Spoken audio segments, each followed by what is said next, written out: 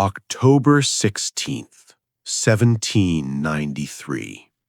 Dawn breaks over Paris. A simple wooden cart rolls through the streets toward the Place de la Révolution. Sitting in the cart, hands bound, is a woman who once commanded the respect of all Europe.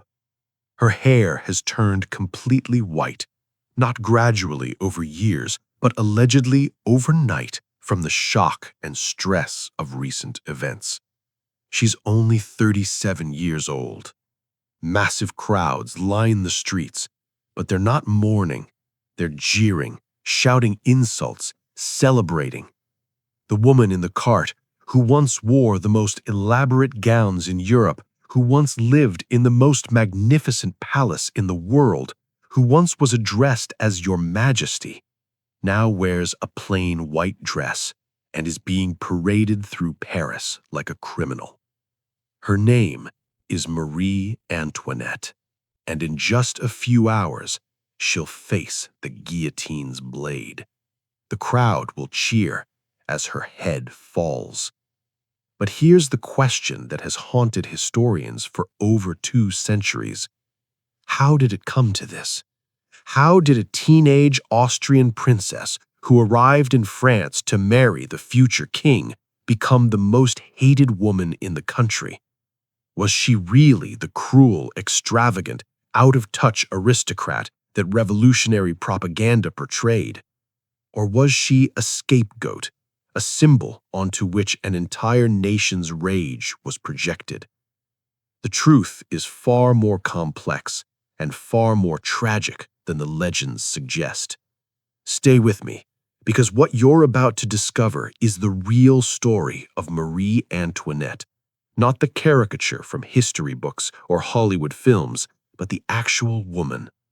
A girl married off at 14 to a foreign stranger, a queen who never understood why her people hated her, a mother who watched her children suffer, and ultimately, a woman who faced the final moments with dignity that even her enemies had to acknowledge.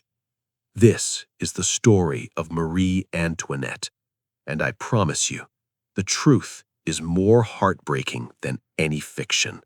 November 2nd, 1755. Vienna, Austria.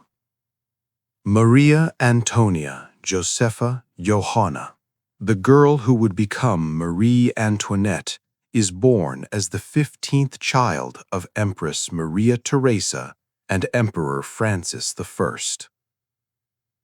Being the 15th child of a powerful family meant one thing: you were valuable primarily as a diplomatic tool.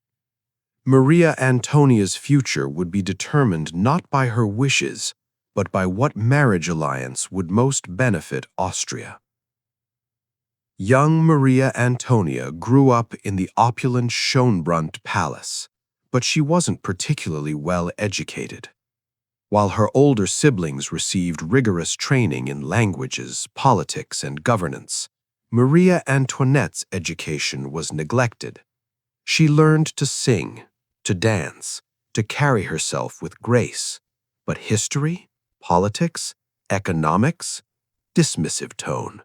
These weren't considered necessary for a girl whose role would be ornamental. This educational neglect would haunt her later. When she needed political acumen, when she needed to understand the forces swirling around her, she simply didn't have the intellectual tools that a proper education might have provided. In 1765, when Maria Antonia was just 9 years old, her father passed away. Her mother, Empress Maria Theresa, became one of Europe's most formidable rulers, intelligent, politically savvy, and absolutely dedicated to strengthening Austria's position through strategic marriages of her children. And Maria Theresa had a plan. Austria and France had been enemies for centuries, but in the mid-1700s, they'd formed an alliance against common rivals. To cement this alliance, Maria Theresa needed a marriage between her family and French royalty. The target, Louis Auguste, grandson of King Louis XV of France and heir to the French throne. The bride, Marie Antoinette, who would be renamed Marie Antoinette upon her marriage. In 1770, at age 14, Marie Antoinette said goodbye to everything she'd known: her family, her language, her country, her identity, and traveled to France to marry a boy she'd never met. The journey itself was symbolic of her transformation. At the border between Austria and France, there was an elaborate ceremony where Marie Antoinette was literally stripped of her Austrian clothing and redressed in French garments. She was told to leave everything Austrian behind. She belonged to France now. Imagine being 14, already terrified and overwhelmed, and being told you must abandon your entire identity, that your loyalty must now be to a country you've never lived in, to people you don't know, in service of political goals you don't fully understand. May 16, 1770, Marie Antoinette married Louis Auguste in a lavish ceremony at Versailles. She was now Dauphine of France, wife of the heir to the throne. Thousands of people attended. Fireworks were planned. Everything was magnificent. Except the bride and groom were both children. She was 14, he was 15, who'd met only days before. They had nothing in common. He was shy, awkward, more interested in locks and metalworking than people. She was outgoing, but deeply insecure in this strange new country. Their marriage wasn't consummated for 7 years, a source of constant humiliation for Marie Antoinette, who was blamed for the situation, even though the problem was Louis's psychological and possibly physical difficulties with intimacy. 7 years of whispers, jokes, and public speculation about why the Dauphine couldn't produce an heir. 7 years of feeling inadequate, rejected, and under constant scrutiny. This was Marie Antoinette's introduction to French royal life, and it only got worse from there. In 1774, King Louis XV passed away. Marie Antoinette's husband became King Louis XVI, and at age 18, Marie Antoinette became Queen of France. She reportedly said, upon hearing of Louis XV's passing, "What a burden! We are too young to reign." She understood, even then, that she wasn't prepared for this role. But instead of rising to the challenge, Marie Antoinette retreated into pleasure-seeking and frivolity. And this is where her reputation for extravagance began. Versailles was already a center of incredible luxury, but Marie Antoinette took it to new levels. She spent enormous sums on clothing, hundreds of elaborate gowns, constantly updated to match changing fashions. She commissioned extravagant jewelry. She gambled heavily, sometimes losing amounts that would equal hundreds of thousands of dollars today. She created her own private retreat at the Petit Trianon, a small palace on the Versailles grounds where she could escape court formality. She built a mock village, the Hameau de la Reine, where she and her ladies could play at being shepherdesses and milkmaids, a bizarre fantasy of rural simplicity funded by massive expenditure. To Marie Antoinette, these weren't outrageous extravagances. They were coping mechanisms. She was young, lonely, in a loveless marriage, in a country that had never fully accepted her Austrian origins, under constant criticism from the French court, and desperate for something, anything that brought her joy. But to the French people, who were increasingly struggling with poverty and hunger, Marie Antoinette's spending was obscene. Pamphlets circulated detailing her expenses. Rumors spread that she was bankrupting France with her shopping habits. The nickname Madame Deficit attached itself to her. The truth is more complicated. France's financial problems had deep structural causes: expensive conflicts, inefficient tax systems that exempted nobility, decades of fiscal mismanagement.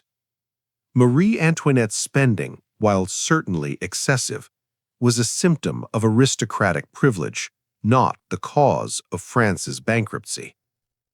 But she became the symbol of everything wrong with the monarchy. And symbols are powerful. Her behavior gave her enemies ammunition. She flouted traditional court protocols, surrounding herself with favorites and excluding those she found boring. She spent more time at private entertainments than at public royal functions. She seemed to care more about fashion and parties than about the responsibilities of queenship. And then there were the scandals.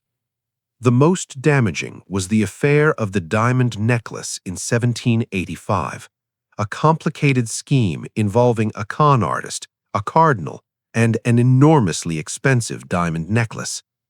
Marie Antoinette wasn't actually involved in the criminal activity, but her reputation was so tarnished that many people believed she was guilty. The affair destroyed what remained of her public image. The Queen of France was now seen as not just extravagant and frivolous, but also potentially corrupt and manipulative. By the late 1780s, Marie Antoinette was one of the most unpopular figures in France. Pornographic pamphlets circulated, depicting her in outrageous and obscene scenarios. She was blamed for every problem facing France. She was called the Austrian with contempt, never fully accepted as French, even after nearly 20 years in the country. The woman who'd once been celebrated at her wedding was now the target of a nation's fury.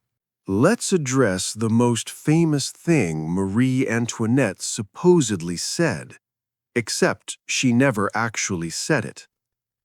Let them eat cake. According to popular legend, when Marie Antoinette was told that the peasants had no bread to eat, she allegedly responded, "Qu'ils mangent de la brioche." Let them eat brioche, or cake.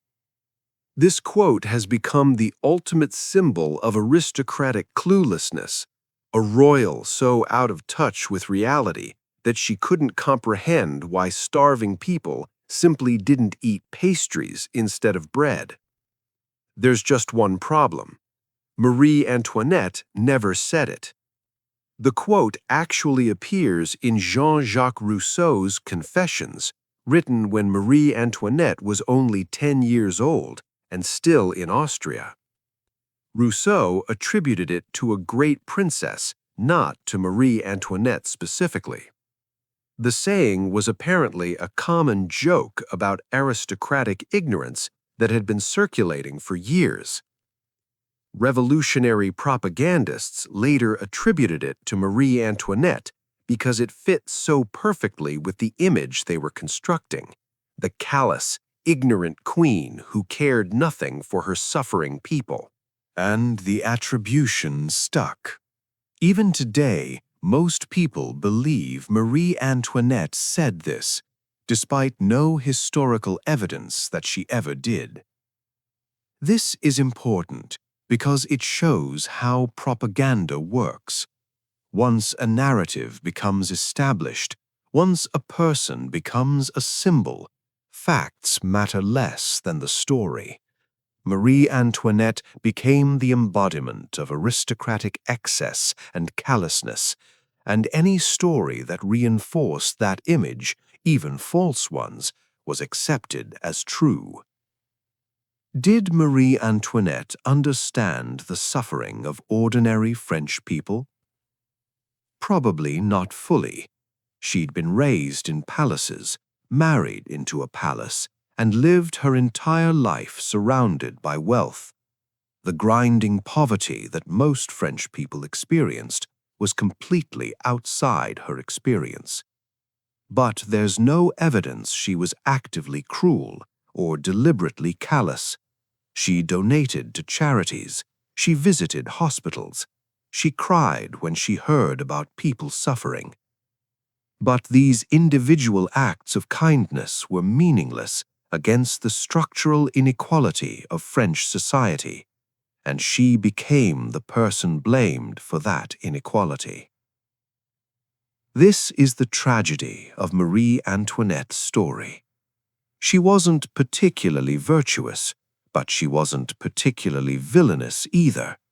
She was largely frivolous, sometimes generous, often thoughtless, occasionally kind. Basically, a privileged young woman who'd been thrust into a role she was never prepared for, and who coped by seeking pleasure and avoiding the responsibilities she found overwhelming. But in revolutionary France, that wasn't a person. That was a symbol of everything that needed to be destroyed. By 1789, France was in crisis. The treasury was empty. Crop failures had caused food prices to skyrocket. The traditional social structure was crumbling, and the people's rage had a target: the monarchy, with Marie Antoinette as its most visible symbol. In July 1789, the Bastille prison was stormed, the symbolic beginning of the French Revolution. Louis XVI and Marie Antoinette, safe in Versailles, didn't immediately grasp the danger. Louis famously wrote in his diary on July 14th, "Nothing," because nothing interesting had happened in his personal life that day. He hadn't yet heard about the Bastille. This was typical of the royal couple's disconnect from reality. While France burned, they remained in their bubble, not understanding that their world was ending. October 5th, 1789. A crowd of thousands, primarily women, marched from Paris to Versailles, demanding bread and demanding that the royal family come to Paris, where they could be watched. The crowd was angry, desperate, and dangerous. Marie Antoinette was reportedly terrified. Rumors had spread that she would be targeted specifically, that the crowd wanted her eliminated. She considered fleeing, but ultimately decided to stay with her family. The crowd broke into Versailles.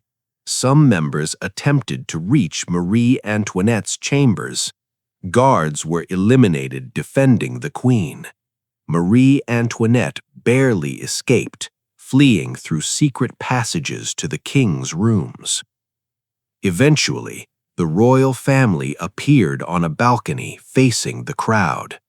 Marie Antoinette stood there, holding her children, as thousands of people below shouted threats and insults. For a moment, the crowd went quiet, perhaps moved by the sight of a mother with her children, perhaps simply curious about what would happen. Then the demands came. The royal family must return to Paris. They must leave Versailles, the symbol of royal isolation and luxury, and live under the people's watchful eyes. They had no choice.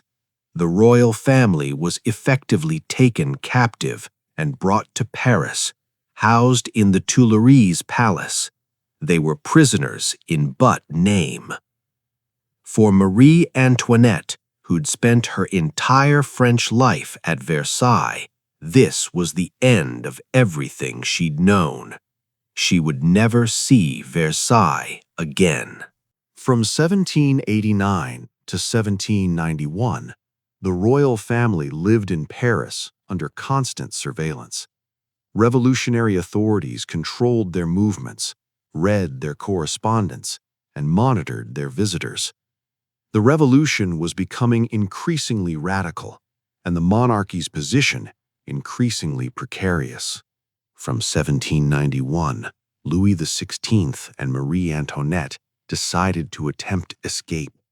The plan was to flee France, reach the border where Austrian troops would protect them, and then potentially return with military support to restore royal authority. The escape plan was elaborate but poorly executed.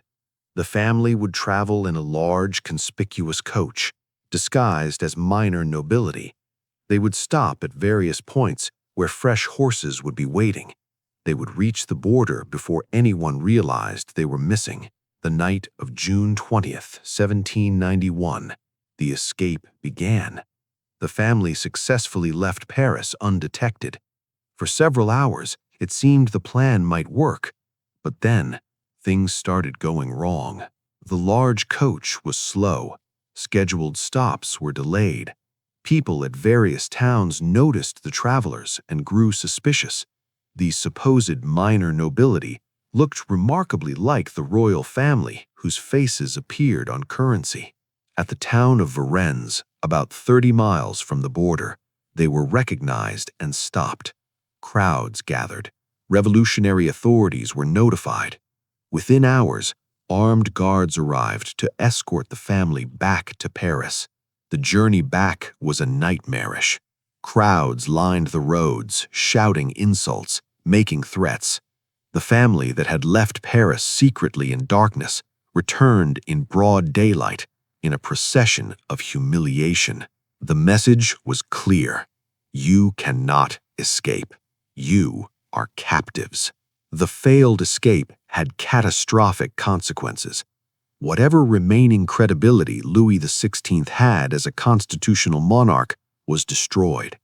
How could you trust a king who'd tried to flee? The radical revolutionaries now had proof that the monarchy couldn't be reformed. It had to be eliminated. For Marie Antoinette, the failed escape meant something more personal.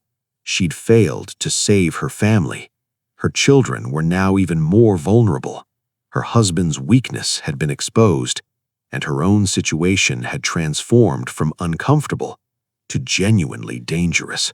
The revolution was about to enter its darkest phase, and Marie Antoinette would become its most famous victim. By 1792, the revolution had radicalized dramatically.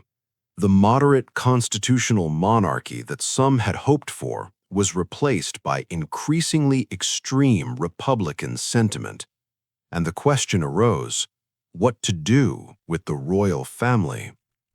In August 1792, the Tuileries Palace was stormed. The royal family fled to the Legislative Assembly for protection, but they were now prisoners in the strictest sense. They were moved to the Temple prison, a medieval fortress in Paris that became their final residence as a family. Life in the Temple was a strange combination of imprisonment and residual royal courtesy. The family was kept in relatively comfortable quarters, but under constant guard. They could see each other, but not the outside world. They had books and games, but no freedom. Then, in December 1792, Louis XVI was put on trial for treason. The trial was a foregone conclusion. The radicals wanted him eliminated as a symbol and as a practical matter. In January 1793, Louis was taken from the Temple, and shortly after, the family learned he'd been executed by guillotine. Marie Antoinette was now a widow, still imprisoned with her children. Her son, young Louis Charles, was technically King Louis XVII in the eyes of royalists, which made him dangerous to the revolutionaries. In July 1793, revolutionary authorities took Louis Charles away from his mother. The boy was only 8 years old. Marie Antoinette fought desperately to keep him, but guards forcibly removed him from her arms. She never saw her son again. The boy was kept in terrible conditions, allegedly mistreated and possibly subjected to harsh treatment by his jailers, who wanted to erase his royal upbringing. He would pass away in 1795, still imprisoned, still a child. For Marie Antoinette, losing her son was the ultimate torture, worse than any physical harm. She was then separated from her remaining daughter as well, and moved to the Conciergerie prison, a place where prisoners awaited trial and execution. Her conditions deteriorated rapidly. The comfortable quarters of the temple were replaced by a damp, dark cell. Her health declined. Her hair turned white, allegedly overnight, from the stress and grief. In October 1793, Marie Antoinette was put on trial. The charges were absurd: treason, conspiracy with foreign powers, and horrifically inappropriate relations with her own son, an accusation so vile that even some revolutionaries were disgusted by it. The right format was a show trial. Marie Antoinette defended herself with dignity, particularly against the charges involving her son, saying, "I appeal to all mothers present." Even in that revolutionary tribunal, the accusation was too much, but the verdict was predetermined. On October 16, 1793, Marie Antoinette was sentenced to pass away by guillotine. The execution was scheduled for that same day.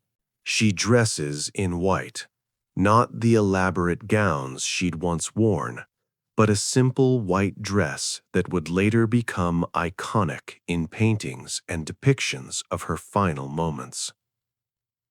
Her hands are bound. She's led out to a simple cart, not the royal carriage she'd once traveled in, but a common criminal's cart, open to the elements and the crowd's view.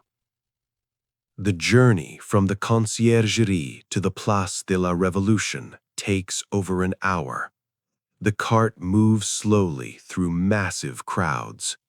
Some accounts say she maintained perfect composure, sitting straight, looking ahead, showing no fear. Other accounts mention her eyes were closed much of the time, her lips moving in silent prayer. Contemporary observers noted that despite everything, despite the white hair, the gaunt face, the exhaustion, Marie Antoinette maintained her dignity. She who had once been mocked for caring too much about appearances was now demonstrating that grace has nothing to do with clothing or jewels. When the cart reached the scaffold, she had to climb the steps. Accounts say she accidentally stepped on the executioner's foot and quickly said, "Pardon me, sir, I did not do it on purpose." Her final words were an apology, automatic courtesy, even in the last moments. Then the blade fell. Marie Antoinette, Queen of France, Austrian Archduchess, mother, symbol of royal excess, scapegoat for a revolution, gone at 37 years old. The crowd reportedly cheered, but not everyone celebrated. Some witnesses described an eerie silence after the execution, a sense that perhaps they'd crossed a line, that perhaps this wasn't the triumph revolutionary justice claimed. Marie Antoinette's body was thrown into an unmarked grave in the Madeleine Cemetery. Her head was reportedly displayed briefly, as was standard practice. Then she was gone, unmourned by the public that had once celebrated her arrival in France 23 years earlier. But her story didn't end there, because almost immediately the myth-making began. Within years of her final moments, Marie Antoinette's image began transforming. The revolution that had vilified her eventually gave way to different governments. And as revolutionary fervor cooled, people started reconsidering whether Marie Antoinette had really been the monster she'd been portrayed as. During the Napoleonic era and later the Bourbon Restoration, Marie Antoinette was rehabilitated, transformed from villain to victim, from cause of revolution to tragic sacrifice. Her body was eventually exhumed and reburied with honor at the Basilica of Saint-Denis, the traditional burial place of French royals. Memorials were erected. She became a symbol of royal dignity in the face of mob violence. Over the following 2 centuries, Marie Antoinette's story has been endlessly retold, reinterpreted, and reimagined.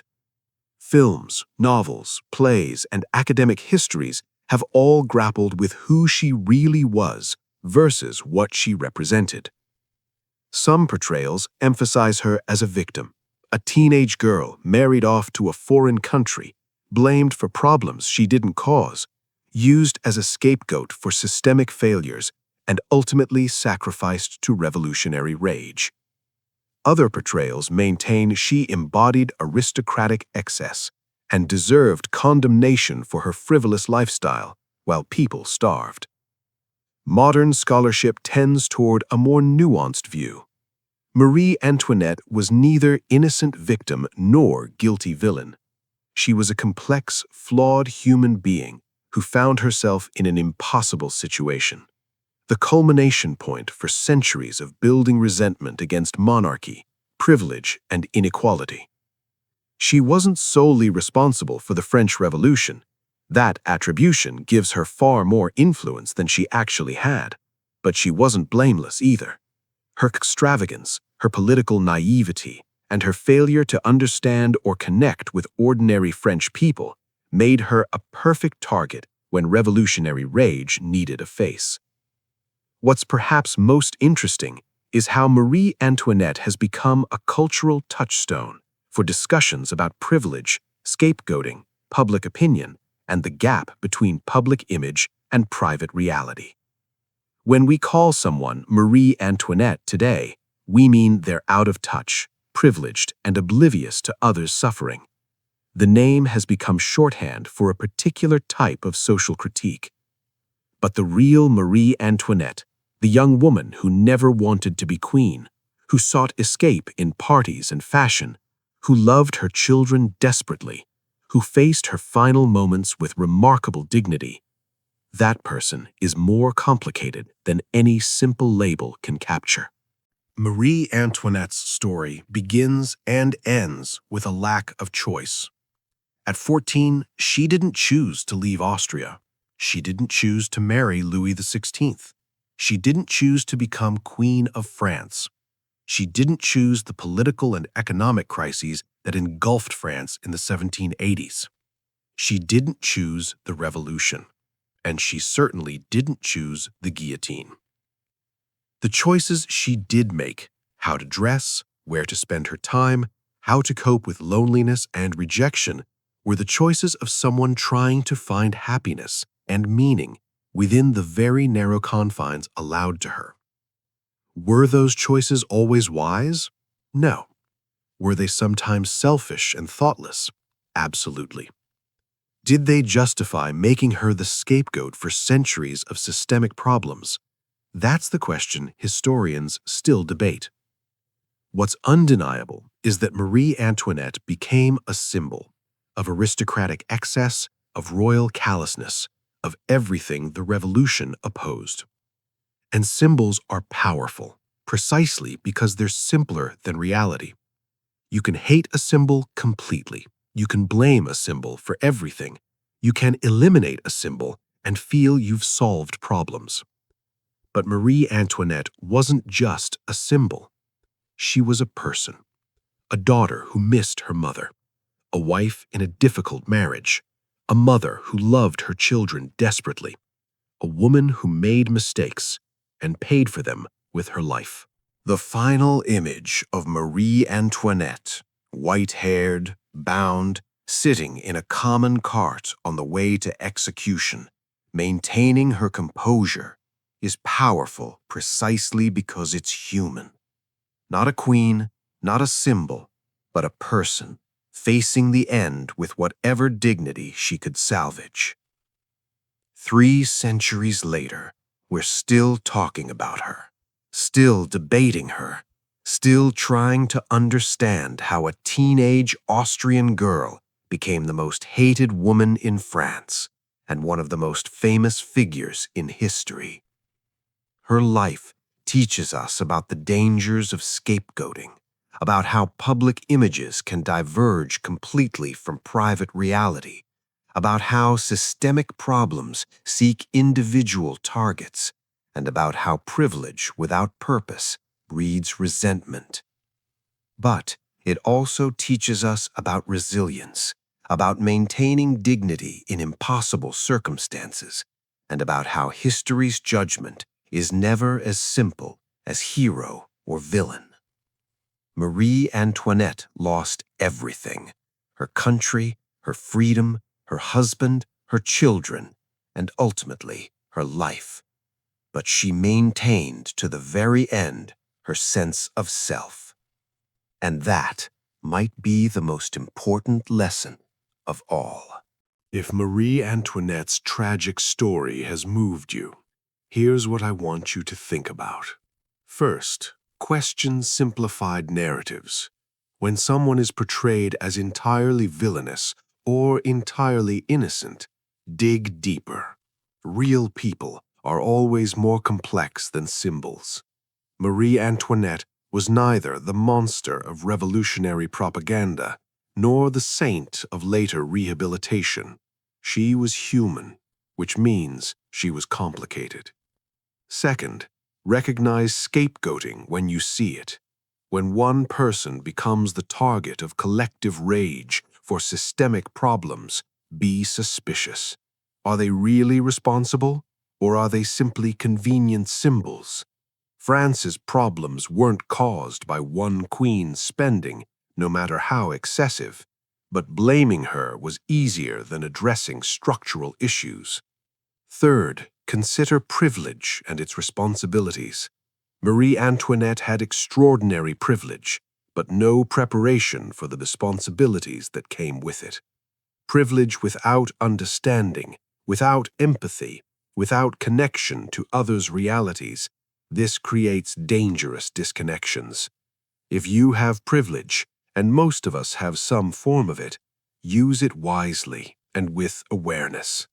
Fourth, remember that public image and private reality are different. The Marie Antoinette of revolutionary pamphlets and the real Marie Antoinette were two very different people. In our age of social media and instant judgment, this lesson remains crucial. What we see publicly rarely captures the full reality of someone's life. Fifth, share this story thoughtfully. Marie Antoinette's tale isn't just historical drama, it's a case study in how societies deal with inequality, how revolutions target individuals, and how justice becomes vengeance. These themes remain relevant today. The teenage girl who crossed from Austria to France in 1770 had no idea what awaited her. The young woman who played at being a shepherdess in her private village had no conception of the revolution brewing outside Versailles' walls. The mother who lost her children had no way to save them. The prisoner who climbed the scaffold steps could only maintain her dignity in the face of the end. Marie Antoinette's choices were limited, but the choices she made within those limits defined her final chapter. She didn't rage or beg or break down publicly. She maintained herself to the very end. Thank you for joining me on this journey through one of history's most famous and misunderstood lives. Thank you for looking beyond the caricature to the complex reality. Thank you for recognizing that even historical figures we think we know completely still have stories worth re-examining. Marie Antoinette has been gone for over 2 centuries, but her story about privilege, about scapegoating, about revolution, about dignity in the face of destruction remains powerfully relevant. Don't let her be just a punchline or a costume. Let her be what she actually was, a reminder of how complicated history really is, and how easily we reduce real people to symbols when it serves our narratives. The blade fell in 1793, but the lessons of Marie Antoinette's life continue to echo through time. Listen to them.